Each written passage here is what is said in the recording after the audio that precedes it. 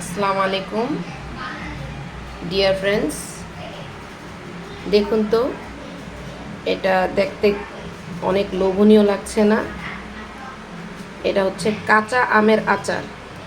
মানে আমটাকে কেটে কোনো সিদ্ধ অথবা ভাজা ছাড়াই ডাইরেক্ট টুকরো টুকরো করে মশলার সাথে মিশিয়ে এই আচারটা দেওয়া হয়েছে। সঙ্গে হচ্ছে 5 রকমের ফোড়ন, আর হচ্ছে সরিষা তেল।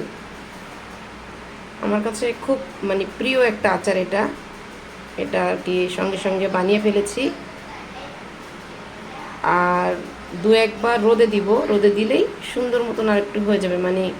কোনো রকম চুলার আঁচ ছাড়াই আর কি সুন্দর আচারটা একদম ভালো ফ্লেভার চলে আসবে যখন আমি রোদে দিব। খুব সুস্বাদু আচার।